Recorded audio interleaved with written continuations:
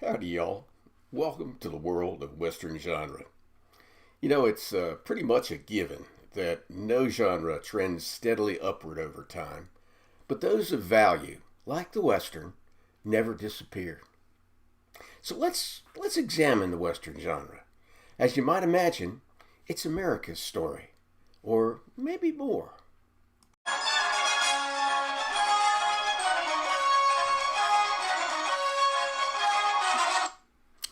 Yep, there's a new gun in town. Back in 1977, the sci fi Western genre took root. Western genre. Well, I guess first we got to consider what's the West. The West began back in what we consider the East today. Ticonderoga, New York, Boonesboro, Maryland, Pittsburgh, Pennsylvania, and ever westward. St. Louis, Missouri, Austin, Texas, Deadwood, South Dakota, Cody, Wyoming, and on to the Pacific and north to Alaska. The West is a moving target depending on the era. Think of it in terms of the surge of our nation's history from Revolutionary War to today. Generally, what we regard as the American frontier for purposes of Western genre is that vast area west of the Mississippi.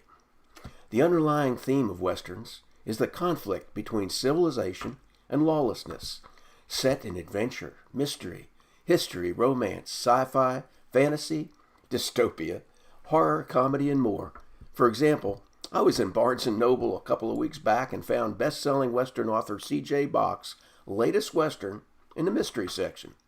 Bottom line, the Western is about the land versus the people. So what's the mystique of Western genre? Now, Western genre is fundamental to the understanding of the men and women who opened and won a continent. They homesteaded and fought and built a nation destined to become the richest and most powerful on earth. They were a diverse people, and as a people, they made mistakes, but most of us share a real pride in what they accomplished. Western authors, as do their readers, find value in the telling of the Western story. I'm ever reminded of the provocative challenge of my Texas Ranger cousin John Red John Dunn's poet-novelist daughter, Mary Maud Dunn Wright, pseudonym Lilith Lorraine, in writing the preface to his 1932 autobiography, Perilous Trails of Texas. Quote, "Not in the spirit of judging their actions by artificial standards, which in their day had no existence, but by asking ourselves, if we were put in their places, should we have acquitted ourselves as well? Or by putting to ourselves the still more potent question, how well have we kept the birthright that they have given us? How well have we safeguarded the liberties that they purchased through untold privations? How courageously are we meeting the problems that confront us today? In short, when we stand before the tribunal of remote posterity, to whom shall the laurel be awarded?" Well, the Western mystique? It's the sense of gunsmoke, leather, trail dust, and bluebonnets wrapped in gritty determination, a sense of adventure, majestic landscapes, and romance, but most of all, it is, for better or worse, fair or foul, about opportunity for all who dared pursue it. So Western genre has sort of a prehistory. In the pre-1850s, America was introduced to frontier adventure with the likes of James Fenimore Cooper's Leatherstocking Tales and The Prairie, John Jacob Astor's Astoria about a trading colony, and Washington Irving's A Tour of the Prairies. Images of the conflict between Hawkeye and Magua in Last of the Mohicans titillated readers living the frontier vicariously. It wasn't long before publishers, on the heels of gold rushes and hardscrabble frontier towns, introduced dime novels with exaggerated and fictionalized stories about the likes of Billy the Kid, Jesse James, and Wild Bill Hickok. Now, Western genre was starting to gain followers. The dime novels led to pulp magazines, and on their heels, novels like Johnston McCulley's Zorro, Owen Wister's The Virginian, and Zane Grey's Riders of the Purple Sage. Now, media served to broaden the Western genre reach. Radio still held sway as the sound of Lone Ranger's Hi-O Silver echoed in listeners' ears. Comic books featured characters like Lash LaRue and Tom Mix. As cinema and then television took hold, Western genre books such as Jack Schaefer's Shane and Charles Portis' True Grit were adapted for the silver screen. Louis L'Amour's Hondo signaled the pinnacle of the Western novel making it big. Hits rolled from the studios, including the aforementioned Shane and High Noon, and television entertainment with the likes of Roy Rogers, Bonanza, Gunsmoke, and Little House on the Prairie. So readership was declining, but new formats were appearing.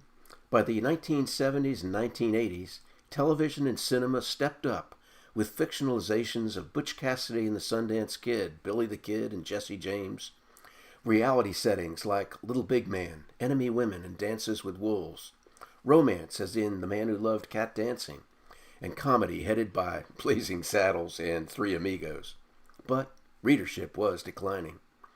1977 marked a turn for Westerns, with intro of an interplanetary dynamic drawn from the Old West thematic scheme of lawlessness versus civilization, with George Lucas' Star Wars: A New Hope.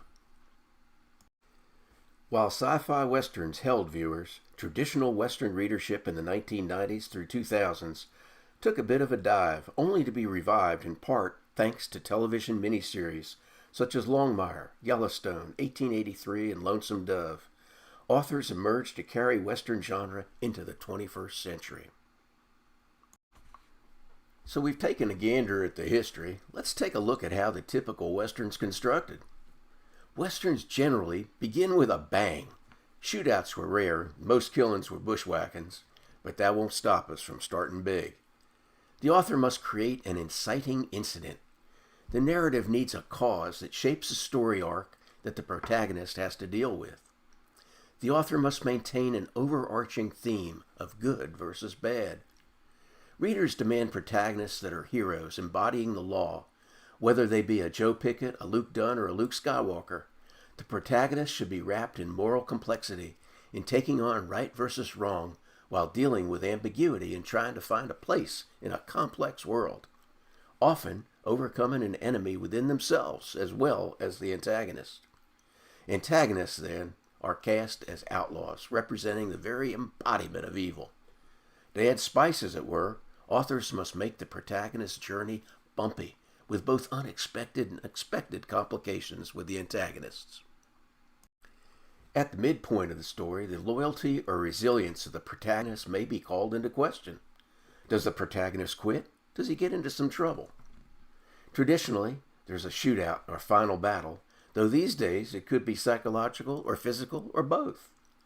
Achieving catharsis, a purging or cleansing of emotions, is essential to offer the reader the release of emotional tension. And in a series, catharsis may very well be delayed to draw the reader on through the books in the series.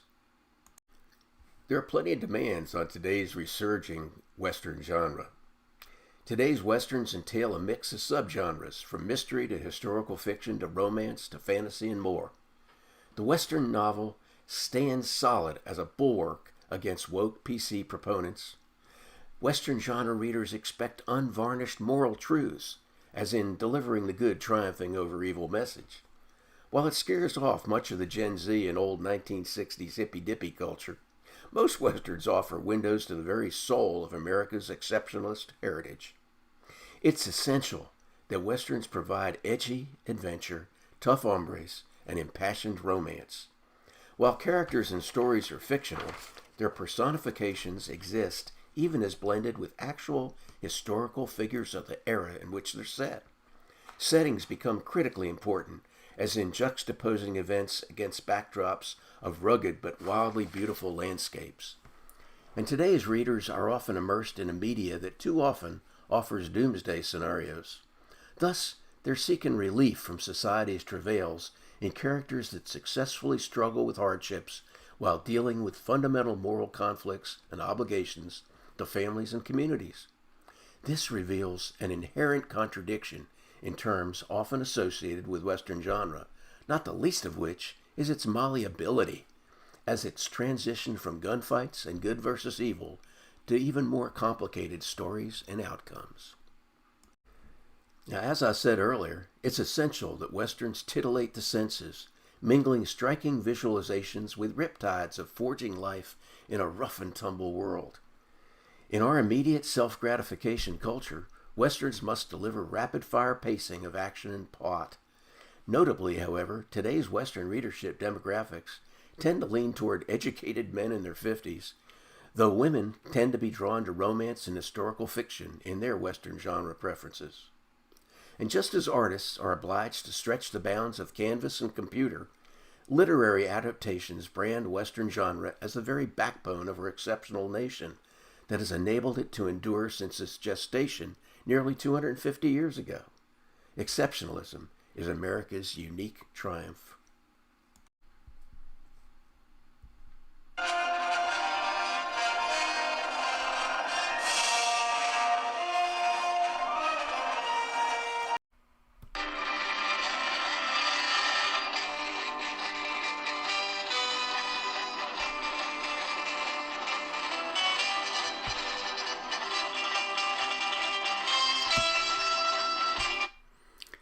Yep, there sure is a new gun in town. The Tumbleweed Sagas, bringing history to life in Western fiction. Now, y'all have any questions?